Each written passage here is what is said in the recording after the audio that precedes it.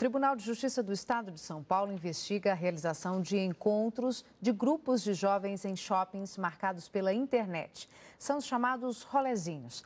Participantes de um desses grupos, no último sábado, foram intimados a depor. A Justiça de São Paulo vai ouvir 10 jovens que não tiveram idades e nomes revelados. Eles participaram de um evento no Shopping Metrô Itaquera, na zona leste da capital paulista. O judiciário não informou o motivo das convocações para os depoimentos. Eventos como este, chamados de rolezinhos, têm acontecido com frequência desde o fim do ano passado. Em alguns casos, houve tumulto e repressão da polícia. No fim de semana, o menor de idade chegou a ser apreendido, acusado de furtar um celular. As ocorrências do último sábado no Shopping Itaquera estão sendo investigadas neste distrito policial. O menor apreendido foi encaminhado à Vara da Infância e Juventude. Agora, o delegado que apura o caso aguarda imagens do circuito interno de TV para identificar outros envolvidos e também para saber se houve outros crimes. Nessas imagens nós vamos detectar as infrações, os locais de tais infrações, se houve algum incitador, detectar quem são os autores. Esse é o nosso caminho daqui para frente. Pelo menos 3 shoppings da capital paulista conseguiram liminares na justiça para evitar a realização dos eventos. Em nota, a Associação dos Lojistas de Shopping, que representa o setor, se disse favorável às liminares, alegando que os rolezinhos prejudicam as vendas. Mas para este advogado, a questão é mais complexa. Todos têm o direito de frequentar o shopping a partir do momento que as portas estão abertas para o público em geral. O que acontece é que esses rolezinhos tomaram um caráter de manifestação, e de uma manifestação que, em princípio, tirou a harmonia das outras pessoas. Como diz o conselheiro da OAB, a questão é muito mais complexa e a gente vai analisar isso agora um pouquinho em São Paulo com a repórter Vanessa Casalino. Oi, Vanessa, boa noite. Boa noite, Fernanda. Boa noite a todos. Justamente para ampliar essa discussão em torno dos rolezinhos, nós vamos conversar agora com o antropólogo Alexandre Barbosa Pereira, que é professor da Universidade Federal de São Paulo, a Unifesp. Boa noite, professor. Boa noite. Bom, a gente percebe que tem 2 segmentos de opiniões na sociedade. Para alguns, é um direito que esses jovens têm a um lazer que eles não tiveram muitas vezes. Por outro lado, há quem entenda que é uma espécie de vandalismo. O que são os rolezinhos? Olha, os rolezinhos são principalmente um espaço, a gente pode chamar de um espaço de representação que esses jovens estão buscando na cidade. E um espaço pautado por práticas de lazer, de encontro e de visibilidade. Se a gente for perceber por que eles marcaram esses encontros, inclusive nas descrições que fazem nas redes sociais, espaço para paquerar e para se encontrar e se divertir. Um pouco, me parece que jovens pobres reivindicando o direito a se divertir na cidade e num espaço de prestígio que é o shopping. Quer dizer, eles buscam lazer e buscam nos shoppings. Isso está ligado, por exemplo, à ascensão recente da chamada classe C? Eu acho que está ligado, sim, à ascensão da classe C, mas está ligado muito mais a gente vive numa sociedade consumista que incentiva fortemente o consumo e para esses jovens das classes populares que têm inúmeras carências, quais espaços de representação e de prestígio que aparecem para eles, senão um espaço concedido pela cultura de massa e pelo consumo? Quais são os shoppings que eles escolhem? Em geral, isso tem ocorrido no Shopping Itaquera, Shopping de Guarulhos, shoppings mais periféricos. Mas a gente teve recentemente um shopping de mais alta renda aqui de São Paulo que pediu uma liminar para que esses jovens não entrassem. Como é que é feita a escolha desses shoppings por eles?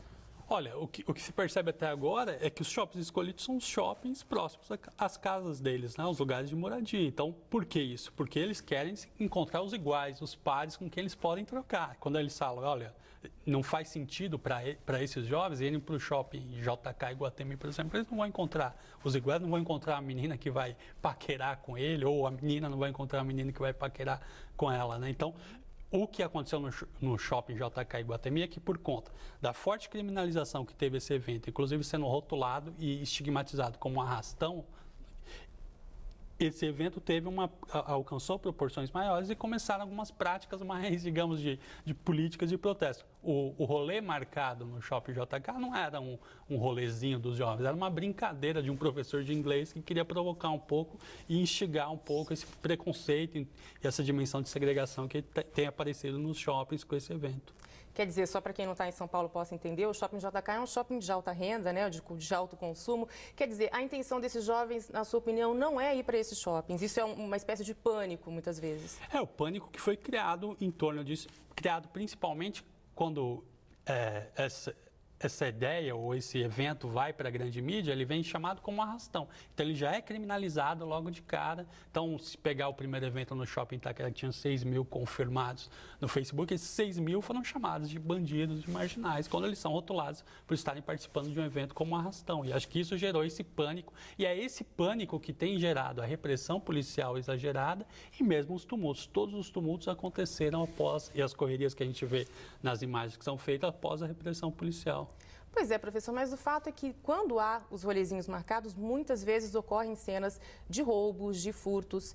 Como é que o senhor avalia? Eles estão ligados ao rolezinho? Então, primeiro que não são muitas vezes, né? O primeiro caso que está sendo noticiado de furtos é esse rolezinho do Shopping Itaquera. Em todos os outros, os lojistas desmentiram qualquer tipo de incidente de roubo.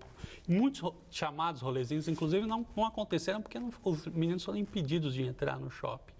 Me parece que os únicos que de fato aconteceram foram os do Shopping Itaquera, que foram permitidos os jovens circularem por um determinado momento. Então, acho que há muito mais esse pânico moral e essa tentativa de criminalizar os jovens do que de fato o crime. Se é o furto, no furto em 1.000, 2.000 jovens, se há um furto, tem que se combater, o furto tem que se investigar.